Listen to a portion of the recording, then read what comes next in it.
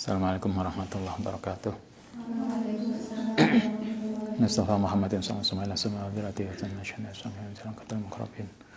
Husnillah mu'allif hadal kitab Sayyid Muhammad Ali bin Maliki Muhammad bin Ali al-Maliki Sumakum wa sunnah sunnah Husnillah aba'ana umatina wa jadina wa jadina wa samma syamma syaikhina Husnillah mahadina al-asqiya malang talami timah sambil lillahi ta'ala lahumul fatihah.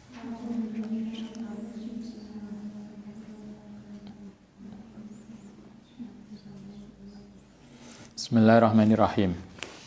Halaman 123. Auratun nisa indan nisa wal maharim. Auratnya perempuan indan nisa'i sesama perempuan wal mahrimi lan mahram. Kalau Anda sesama perempuan, kemarin sudah disampaikan auratnya perempuan ketika sholat dan ketika di luar sholat. Nah, sekarang auratnya perempuan ketika ketemu sesama perempuan atau pada mahramnya. Ama indan nisa'i, anapun ketika bersama sesama perempuan, wal maharimi lan mahram, fala yajibu, mongko tidak wajib, alai yang ngatasi nisa, illa apa illa sitruma, kecuali menutup sesuatu baina surah warubah, antara pusar sampai lutut. Sesama perempuan juga pusar lah, dada sampai lutut. Sehingga kalau Anda di kamar sesama perempuan boleh pakai baju pendek dan celana berapa biasanya? Sepertiga, kok sepertiga? 2/3 ya? Bener? 3/4. Kok sepertiga? Sepertiga kan kecil banget. 3/4 berarti di bawah lutut. Boleh. Itu minimal. Jadi kalau Anda pakai baju pendek, kemudian celana di bawah lutut, udah cukup. Itu yang wajib. Tetapi ini adabul islami, utai etikane Islam iku yakdi menentukan ala tadhuro yang tidak tampak amama maharimiha di depan mahramnya illa wa alaiha, kecuali ku bersama nisa apa siabuha pakaiane nisa al-kamilah yang sempurna. Untuk sesama perempuan boleh, tetapi kalau bersama mahramnya yang laki-laki maka hendaknya tidak begitu. Walaupun boleh, tapi hendaknya tidak begitu.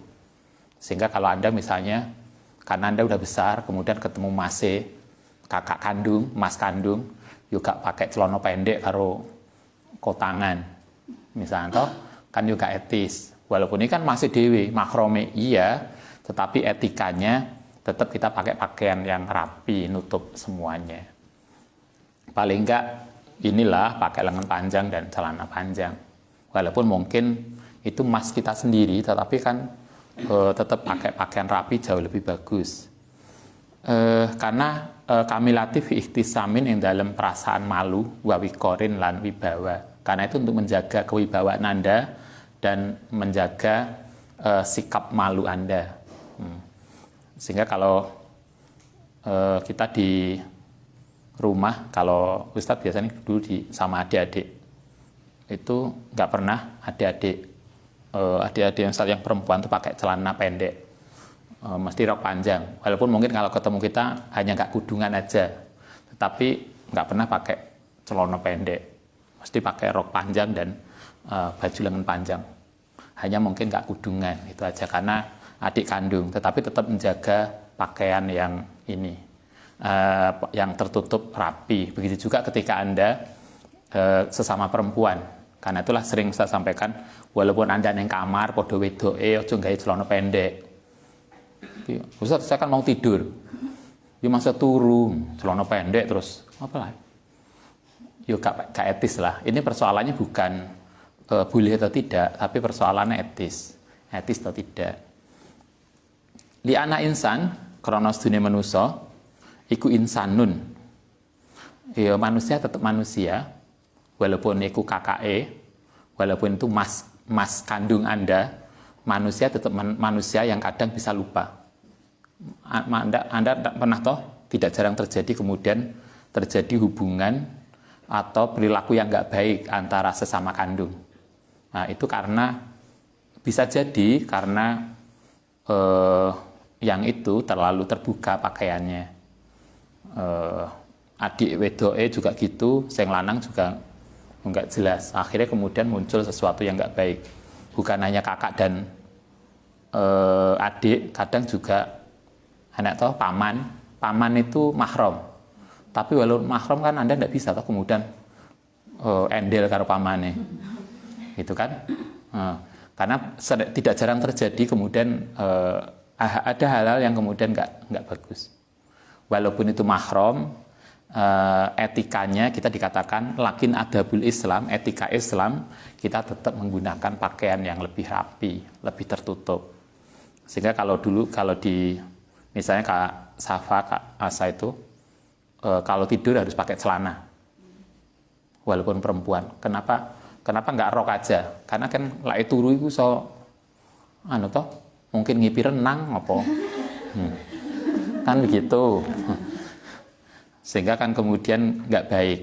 Karena itulah ketika tidur di pondok, walaupun sesama perempuan, kemudian nggak boleh, kalau tidur nggak boleh pakai rok, tapi pakai celana. Sehingga kemudian lebih terjaga, karena kan pas turu kan kita nggak sadar apa yang terjadi. Itu untuk menjaga begitu, walaupun sesama perempuan. Nah, itu etikanya. Di sini dikatakan li anal insan ya insanun mahmakana selagina ono sapa insan wa idza dhaufa nalikane lemah apa dinuhu agamane insan wa qalat lan sedikit apa muruatuhu sikap muruahnya bisa menjaganya wa taghalabat lan nalikane besar ali ngatasé insan apa sahwatuhu sahwate lam yubali, kadang menjadi tidak peduli bimahromiyatin wala korobatin. Kalau sudah muncul syahwat, kan gak peduli adike, gak peduli ponakane, gak peduli pembantune, sering toh terjadi kemudian terjadi hal-hal yang tidak diinginkan. Nah, karena itulah kemudian etikanya kita walaupun sesama perempuan itu tetap pakai pakaian yang rapi dan menutup. Kadang muncul kejadian wedok podo senenge, ada toh kan kadang dimulai dari karena sering sekamar, kemudian sing stoke agak tomboy, yang stoke agak endel, kemudian muncul sesuatu yang nggak baik. Karena itulah walaupun sesama perempuan auratnya itu hanya dada sampai lutut, tapi hendaknya tetap terjaga. Hendaknya walaupun sesama perempuan kita menggunakan pakaian lebih dari itu. Karena persoalannya bukan sekedar tidak wajib, tetapi ini persoalan etis untuk menjaga sesuatu yang lebih rapi. Wa min ajli dzalika, lan dari karena itulah kala ngendika sapa Rasulullah sallallahu alaihi wasallam, muru perintah sapa sira auladakum ing anak-anakmu bisolati kelawan salat lisabin sejak umur 7 tahun. Salat itu diwajibkan untuk orang yang sudah mukallaf. Mukallaf itu sudah balik dan berakal. Balik itu lek wedok biasanya umur haid. Haid itu umur berapa biasanya? 12 ya. Biasanya kelas 1 SMP lah. Kalau tidak sampai umur 13, 14 kok juga belum haid, maksimal umur 15. Walaupun belum haid, kalau sudah umur 15 berarti sudah balik. Kewajiban sholat itu diperintahkan, dibebankan pada orang yang sudah balik. Balik itu rata-rata umur 12. Tetapi Nabi mengajarkan walaupun umur 7 sudah harus diperintahkan sholat untuk menjagani. Begitu juga sama dengan aurat. Aurat itu misalnya sesama perempuan hanya antara dada sampai lutut. Iya, tetapi untuk etikanya hendaknya lebih dari itu. Jadi sehingga walaupun sesama perempuan, pakailah pakaian yang lebih rapi. Wadribuhum, lan mukula sapa sira ing aulad ala tarkiha umur 7 wis mulai diperintahkan diajar sholat tidak jamaah. Kalau Anda nanti jadi ibu umur 7 tahun anak-anak itu 7 tahun sudah dibiasakan untuk diajak jamaah, diajak sholat. Nah, kalau wis umur li asrin, kalau sudah umur 10 tahun mulai harus dikencengi. Kalau enggak sholat harus dimarahi setelah umur, walaupun mereka belum balik, walaupun mereka belum kewajiban.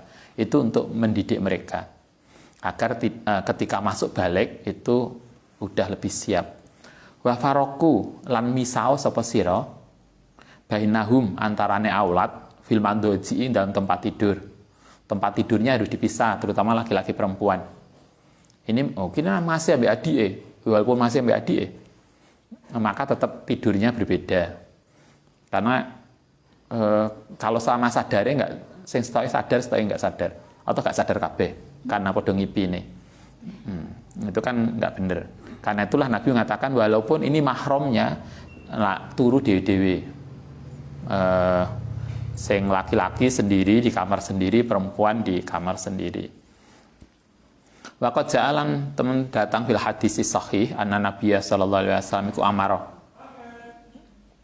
Tolong. Amara perintah sapa Nabi zaujatahu ing istrine Nabi yaitu Sayyidah Saudah. Salah satu istri Nabi ada namanya Sayyidah Saudah. Saudah binti Zam'ah. Antah tajiba ayanto gawe tutup gawe hijab min akhiha saking saudara laki-lakinya. Coba ini Nabi ini mestinya Saudah dan saudara laki-lakinya itu kan mestinya mahram, tetapi oleh Nabi tetap dikongkon gawe kerudung. Itu kan menunjukkan walaupun mahram maka kita hendaknya tetap rapi, walaupun masih paling enggak, walaupun enggak kudungan. Kalau Anda ketemu ayah, ketemu emas kita, kakak kandung, adik kandung, kan lebih baik kalau kita pakai pakaian rapi toh, daripada nggak dititeni. Oh ternyata aku ini toh kentole anak ini nek piye. Itu kan enggak nyaman banget dititeni mbak adik atau masih. Karena itu coba Zam'ah Saudah binti Zam'ah itu istri Nabi. Tapi oleh Nabi ketika ketemu saudara laki-lakinya, itu oleh Nabi tetap disuruh pakai kerudung. Ba'da'an al-haqqahu, setelah itu ketemu hu ing Zam'ah sapa Nabi sallallahu alaihi wasallam, hu ing akhihi, hu ing saudaranya bi abaiha kelan bapake Saudah, yaitu rupane Zam'ah li'annahu sak temene Zam'ah ukhti akhi maksudnya iku wulida dilairaken ala firasihi ing atase istrinya min amati saking amate ai jariyat. Berarti Saudah binti Zam'ah karo saudara laki-lakinya itu berarti satu ayah beda ibu. Yang Saudah itu dari istri resmi, putrane Zam'ah dari istri resmi, sementara saudara laki-lakinya itu lahir dari budaknya, tapi kan tetap mahram. Tetapi walaupun mahram oleh Nabi disuruh tetap kerudungan. Itu etikanya. Sehingga Anda juga begitu, bukan kok kemudian halo saudara, padahal kan kadang kita itu bukan hanya mahram, kita itu kan sering toh dulur, padahal waduh banget dulure wis wallahu a'lam bishawab saking adohe. Kan kita sering toh dulur iku oh cik dulure, cik dulur sembung. Maka hendaknya lebih etis kalau pakai pakaian yang lebih rapi. Wa qala lan ngendika sapa Nabi al waladu tawi anak iku lil firasi. Kedue ibunya ini kalau kasusnya pada Zam'ah ini dia lahir dari budak. Maka ketika lahir dari budak dia diikutkan nasab ibunya, bukan ke bapaknya. Karena berarti kan dia hukumi koyok masih ingat koyok anak yang lahir di luar nikah. Itu tidak ikut nasab bapake, tapi nasab ibuke. Ini juga begitu. anak yang lahir dari budak itu ikut ibunya, tetapi begitu dia lahir ibunya langsung merdeka. Itu umul walad namanya. Walil akhiri yang kedua orang yang zina al hajaru utawi harus dikena yang dihukum mati dengan dirajam. Wah tajabi lan gayo hijab sapa sira minhu saking akhi ya sauda, istri Nabi, walaupun itu sesama mahramnya, tapi karena beda jenis, walaupun sesama mahram, tapi oleh Nabi tetap disuruh pakai kerudung. Walaupun kerudung untuk mahram itu tidak wajib, tetapi Nabi tetap menyuruh pakai kerudung. Itu artinya dari hadis-hadis inilah, maka kemudian Said Nawawi ngajar kita, walaupun aurat laki-laki perempuan ketika ketemu mahramnya itu cuma dada sampai lutut, sehingga kalau Anda pakai pakaian pendek sama celana berapa? 3/4, bukan sepertiga.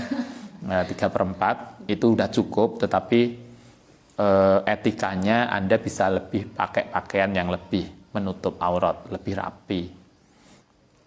Wal mahramu tai mahram, huwa iku man wong layahilu kang tidak halal apa nikahuhu nikaiman. Mahram itu adalah orang yang tidak halal untuk nikah. Jadi tidak boleh dinikahi, itu mahram. Wala tahrumu lan tidak haram apa al khawatu. Boleh untuk khalwat. Mahram itu boleh untuk khalwat, berduaan dengan masih boleh. Tapi mau ngapain? Kan gak asik. Mau sampai masih berduaan, nggak ada yang menantang toh. Mungkin lain nonton bareng, nonton TV, ya silahkanlah. Mahram itu boleh berduaan, tapi tidak boleh nikah. Wala yang takidu lan tidak merusak al wudu'a, yang wudu bilamsihi sebab bersentuhan. Mahram itu tidak membatalkan wudu. Siapa mereka? Satu, al-abu, bapak. Yang kedua, al-jadu, siapa? Mbah. Mbah itu apa? Kakek. Bapak, terus kakek, kemudian ibu, mbah putri, pokoknya bapak, ibu, sandur, seke atas, itu mahram. Wal amu, paman. Am itu paman dari ayah. Wal kholu, paman dari ibu. Itu saudaranya ayah, itu mahram. Saudaranya ibu, itu mahram. Nggak boleh nikah. Berarti ke atas sama ke samping. Semua saudaranya ayah dan ibu kita itu mahram. Dan kita tidak boleh nikah dengan mereka, walaupun ganteng. Iki kok pamane kok ganteng banget dan sekolahnya podo kakak kelasnya kan ada toh. Kalau satu kan karena ibu saya itu dulu adiknya 11 apa 12 adiknya. Jadi ada adiknya ibu itu yang adik kelas. Jadi kan tetap aja nggak boleh toh nikahi karo bibi walaupun ayu dan adik kelasnya. Nggak boleh, atau pamannya nggak boleh. Wa ibnu, anak wa ibnul ibni, cucu. Jadi bapak ibu ke atas itu mahram, anak ke bawah itu mahram. Anak cucu nggak boleh. Wa ibnul binti, cucu itu termasuk cucu dari anak perempuan maupun cucu dari anak laki-laki sama. Gak kok, oh ini kan cucu dari anak perempuan, enggak, podo ae. Pokoknya lah Anda punya anak laki-laki atau perempuan, kemudian anak kita punya anaknya lagi punya anak, apa berarti jenenge? Cucu, cicit. Iku enggak boleh dinikahi. Walaupun cicitnya wis gede. Bae cik enom. Ono ah. Mbahnya masih muda, cucunya sudah besar. Mungkin kalau ibu umur 16 tahun nikah, anaknya umur 15 tahun nikah, ya mungkin aja toh. Pokoknya prinsipnya ke atas ke bawah nggak boleh. saudara ibu, saudara ayah nggak boleh. Itu mahram kabeh. Terus siapa lagi mahram? Wal ikhwatu, lan saudara kita, kakak, adik, nah itu mahram semua. Wa abna'uhum, lan anaknya saudara. Anak saudara itu apa? Kok misalnya? Ponaan. Nah, ponaan nggak boleh loh. Nggak boleh nikah dengan ponaan. Ponaan kan berarti lah ponaan karo ini kan ini paman. Nah, Anda ke paman nggak boleh, paman naksir Anda juga nggak boleh. Ponaan nggak boleh dinikahi. Tapi kalau misanan boleh. Misalnya Ustadz punya anak, kemudian misalnya adiknya Ustadz punya anak, maka kita bisanan, itu boleh. Tapi kalau saran kita enggak lah, koyok golek gak ono liyane. Mosok bisanan ambek adike ambek mase. Masalah yang sering terjadi itu biasanya kenapa nggak boleh? Secara hukum boleh, tetapi sarannya tidak. Karena kalau anak-anak itu nanti bermasalah, itu akan mengganggu hubungan kita, persaudaraan orang tuanya. Gitu kan? Mereka ribut, bingung akhirnya. Kakak adik akhirnya ikut ribut. Karena itu golek lah liane nang kampus akeh. Mosok kayak kurang stok. Janganlah. Walaupun boleh, itu enggak. Ponaan nggak boleh, wa abu zauji, mertua nggak boleh, ibu suami, mertua perempuan,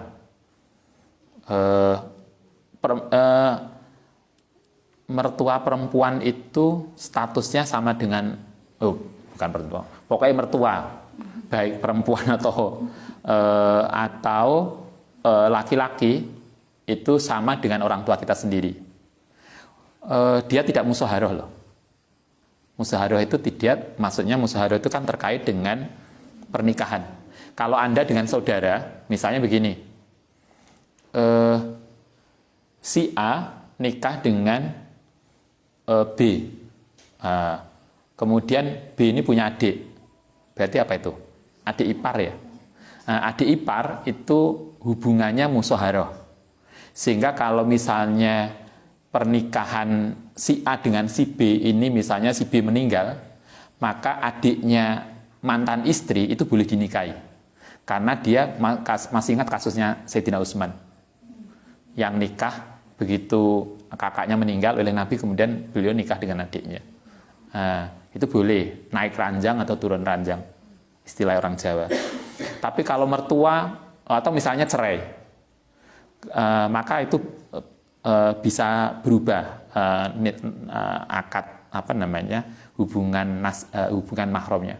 Tapi kalau mertua, begitu Anda menikah dengan anaknya, walaupun mungkin mantan suami atau istri kita meninggal, mertua tetap mertua, dia tetap mahram, sehingga tidak boleh selamanya menikah dengan mertua, walaupun mertua ini muda. Misalnya mertua, ibu mertua, bapak mertua, itu nggak boleh. Itu abul zauji. Wa binu zauji, anaknya suami, berarti anak tiri. Misalnya anak yang cita-cita nikah dengan duda, misalnya golek duda, ya karena kan lah duda lebih mapan. Joko kan sih. Nikah kok ambek Joko irung punya kerjaan ra jelas ini. Maka duda kan lebih mapan. Wis duwe mobil, punya rumah, tinggal masuk. Kan lebih enak toh. Tapi anaknya 5 misalnya. Maka anaknya suami itu juga mahram. Enggak boleh kemudian begitu nikah dengan bapaknya meninggal, kemudian pindah ke anaknya. Enggak boleh. Itu menjadi mahram. Anaknya suami, anak tiri, itu mahram. Yang lain, wa zaujul ummi, ayah tiri. Kemarin yang nanya, ini bagaimana kalau, apa kemarin yang nanya itu? Kalau seorang laki-laki perempuan melakukan hubungan hubungan, kemudian berarti lahir anak di luar nikah. Maka kan bapak biologisnya nggak boleh mewali toh. Nah, kalau nggak boleh mewali, kemudian dia nikahi ibunya, maka apakah dia mahram? Ya mahram, karena dia nikahi dengan ibunya, sama dengan ini. Bapak tiri, suaminya ibu, itu kan berarti bapak tiri toh. Nah, itu mahram, nggak boleh nikah dengan bapak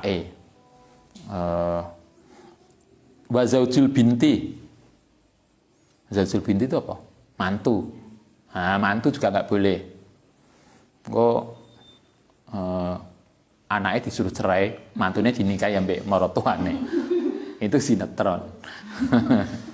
Nah, maka nggak boleh. Suaminya ibu berarti ayah tiri atau ibu tiri atau mantu, mertua, anak tiri, itu semua mahram. Itu tidak boleh dinikah. Nah, oke, itu daftar orang-orang yang mahram yang nggak boleh dinikah. Wayahrumu lan haram birodoi sebab rodok apa ma barang yahrumu kang haram binasabi sebab nasab. Kasus rodok, kasus apa namanya rodok itu? Persusuan, orang yang rodok itu 5 kali ya, 5 kali menyusui sampai kenyang. 5 kali itu maksudnya 5 kesempatan, bukan 5 sesepan. 5 kesempatan, saiki dimii sampai kenyang, besok nangis maneh dimii maneh, besok nangis maneh dimii maneh sampai 5 kali kesempatan sampai kenyang, maka itu jadi rodok. Begitu rodok, maka hukum rodok itu sama dengan nasab, karena itu jangan mudah ngemii anak wong, itu kan. Kowe nek tanggane dimii, sapa ae dimii. Ya walaupun Anda orang baik, ya enggak. Sebaik-baik Anda juga gampang ngemii anaknya orang. Itu yang orang Jawa saya kira tahu etika itu. Karena itu akan jadi rodok nasab. Oke. Wal atfalu tawi anak kecil as-sighar alladzi lam yatliu, yang belum mempunyai keinginan ala auratin nisa, anak kecil yang belum tahu tentang aurat, la ba'sa, maka tidak apa-apa bihamlihim, kalau membawa mereka, wa takbilihim, lan ngedepi mereka. Gendong anak kecil, gendong, mencium boleh, kecil loh ya, bukan gede. Anak kecil boleh kita gendong, atau kecil itu atfal itu umur piro?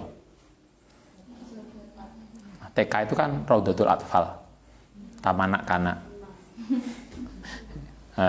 Maka boleh bareng mereka, waduhulihim, lan masuknya mereka ala nabiyati ngatasi perempuan lain, wal ahtilai lan berduaan bihim lan mereka.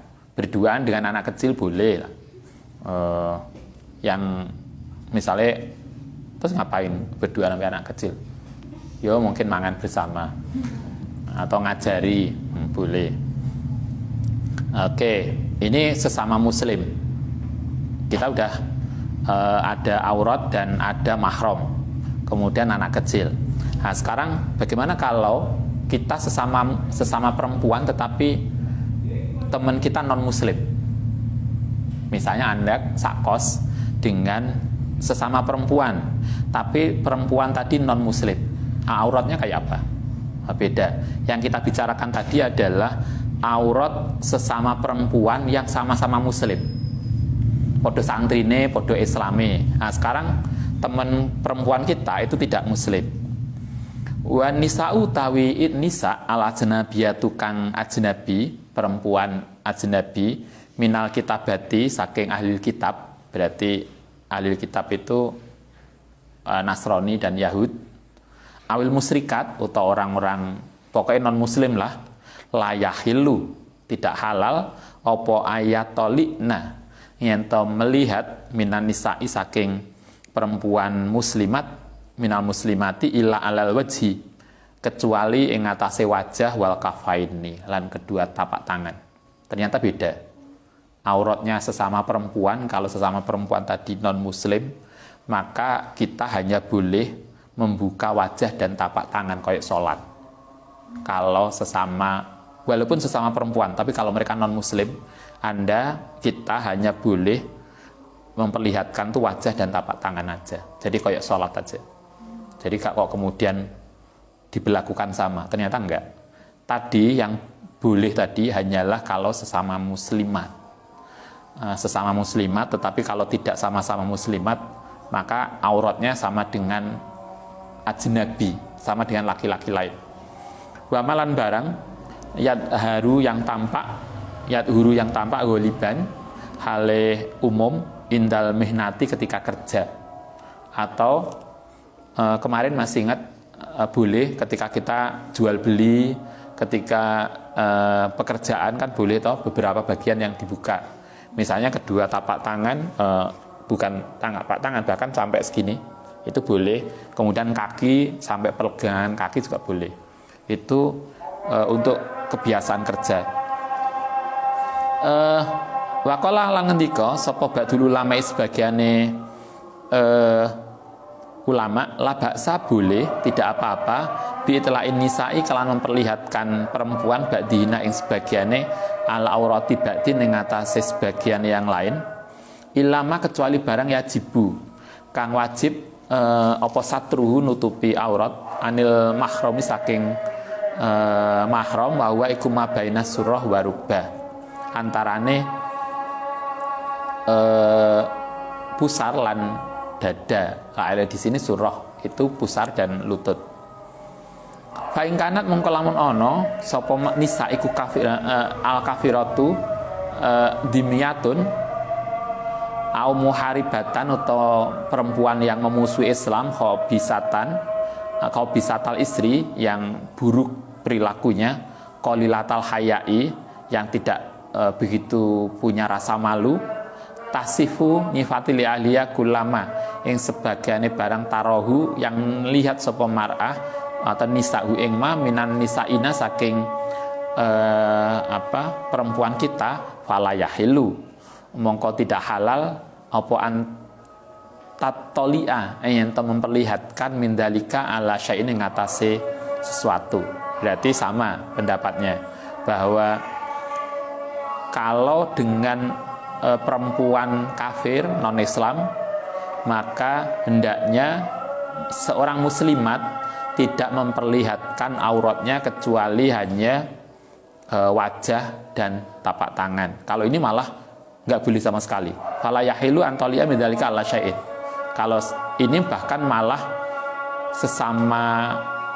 kalau dengan orang non muslim bahkan wajah dan tapak tangan pun nggak boleh diperlihatkan. Jadi harus pakai cadar kalau dengan non muslim. Saya kira kita lebih memilih pendapat yang pertama, yang lebih asoh, yang lebih sahih, yaitu wajah, tapak tangan dan hal-hal yang biasanya untuk kerja maka boleh untuk dilihat, untuk tampak. Bal ihtijabu bahkan utawi nggawe hijab anha saking tadi mar'ah kafirah tadi iku yakunu asyad dalwih banget minal ihtijabi saking gawe hijab min ahlil afafi saking orang yang bisa menjaga diri minal muslimin saking orang Islam. Bahkan sebagian ulama mengatakan menutup diri dari sesama orang non muslim yang walaupun sesama perempuan itu bahkan harus lebih kuat. Saya kira ini lebih ekstrim. Saya kira kita akan memilih yang pertama yang disampaikan oleh Said Alwi, yaitu bahwa aurat perempuan ketika bertemu dengan sesama muslim, sesama perempuan kalau mereka tidak muslim, maka kita nutup cukuplah seperti kita dalam sholat. tidak harus semuanya.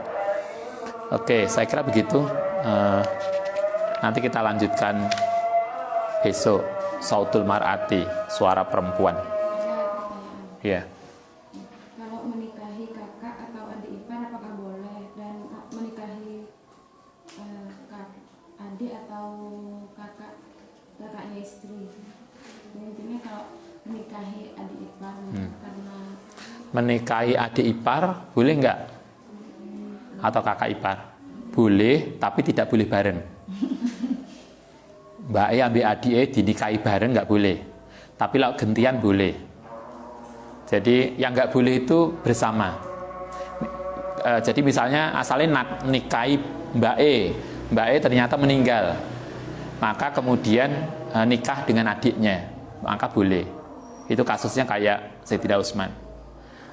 Yang nggak boleh adalah dinikahi bareng, kakak adik bareng. Atau yang pertama cerai, tapi nggak boleh kemudian diniati cerai, kemudian pindah adik. Tapi prinsipnya boleh, asalkan tidak bareng. Yang nggak boleh itu ketika nikah bareng. Kakak beradik tidak boleh dinikahi secara bersamaan. Itu kalau Al-Qur'annya kan ada toh ayatnya. Kasusnya juga kayak Sayyidina Utsman. Jadi boleh, asalkan tidak bareng. Kalau orang Jawa mengatakan kalau nikahi adik ipar itu namanya apa? Turun ranjang atau naik ranjang. Dulu di ada mahasiswa di kampus, bimbingannya Ustadz bilang, kok lama nggak ketemu? Nggih Ustadz, saya ternyata mendapatkan amanat. Jadi masnya itu sama, masnya juga alumni UIN, nikah dengan seangkatan. Masnya kecelakaan, kemudian meninggal. Untuk apa namanya? Untuk agar kakak iparnya tadi tidak goyah karena ditinggal mati suaminya, kemudian dia menikahi kakaknya. Itu dapat berkah atau dapat? Kata dia, saya dapat amanah, Ustaz. Tapi kan kamu seneng gayanya. Jadi boleh nikah dengan ipar, kakak maupun adik, asalkan tidak bareng. Itu aja. Oke. kalau hukum mahramnya ini apa? Mertua tiri sama nggak? Kan kalau mertua kamu nggak boleh dinikahin. Mertua tiriku ke siapa ya? Mungkin orang tua suaminya tuh bercerai atau Terus nikah lagi. terus orang tuanya nikah lagi tuh Mertua, saya tahu mertua. mungkin orang tuanya itu orang tua Oke, misalnya tante nikah dengan, oke, si A nikah dengan B. B suaminya ini punya orang tua. Orang tuanya nikah lagi. Terus menantu dengan mertua tiri. Hubungannya kan tetap ini toh, bahwa ini ketika orang itu menikah dengan mertua kita, maka kan kita akan dia sebagai bapak kan menjadi mahram. Ini kan kayak kasusnya tadi, istrinya ibu, kan istrinya ibu, istrinya ayah, istrinya ayah itu ayah ibu tiri, itu kan menjadi mahram, kan nggak boleh dinikahi. Nah, kita ketika menikahi anaknya kan sama. Jadi artinya dia tetap mahram, walaupun dia masih muda, nggak itu kemudian didedeki. Kapan orang tuanya mati? Misalnya, kok jahat banget. Jadi dia tetap mertua, sehingga dia nggak boleh nikah dengan itu. Asal kenapa aurat muslimah dan non muslim lebih harus dijaga daripada aurat muslimah ke seorang laki-laki muslim atau masih ingat ayat kemarin, ada ayatnya, ada ayat Qur'annya toh, karena itu terkait untuk menjaga privasi Islam. Jadi agar kelemahan Islam, kekurangan orang Islam itu tidak tampak di luaran. Ada ayatnya itu kemarin. Yang asadda, lupa kemarin di mana itu. Ini halaman 116. Batat bil ma'na qouli alaihi ta'ala fi ayati au nisa ini alitafin ma'ana Allah tabaraka la yahil ma'rati muslimah ayut ira zinatauha limra'atin ghairi muslimatin. Ini ayat berapa itu? Surat An-Nur ya. Halaman 116 di 31. Ya. Itu kan jelas bahwa kalau delok ayat ini jelas banget bahwa perempuan Islam itu tidak layahilu lil maratil muslimah antud hiro zinataha limroatin ghairi muslimatin. Bahwa perempuan Islam tidak boleh menampakkan auratnya kepada perempuan non muslim. Itu ayatnya mengatakan itu. Tapi kalau kita bisa melihat maknanya adalah itu untuk menjaga privasi muslim agar kelemahan Islam, kekurangan Islam itu tidak tampak di mereka. Kalau kasusnya misalkan di dalam satu asrama di satu kamar kita sekamar dengan wanita non muslim itu gimana? Kan kita satu kamar. Bagaimana kalau kita Anda santri kemudian sak kamar neng kosan karo perempuan non muslim? Saya kira kalau kita ngikuti tadi apa yang disampaikan tadi berarti kita harus menjaga paling enggak inilah tidak pernah pakai pakaian pendek, kan begitu. Paling enggak kita menjadi lebih rapi sehingga kemudian kelemahan kita itu tidak akan kemudian diketahui oleh mereka. Apalagi kemudian kalau mereka harap muslim yang mempunyai artinya non muslim yang mempunyai sesuatu yang nggak baik motivasinya. Saya kira begitu. Tapi kalau di sini kayaknya begitu kan? Oke, saya kira kok begitu. Baik, Al-Fatihah.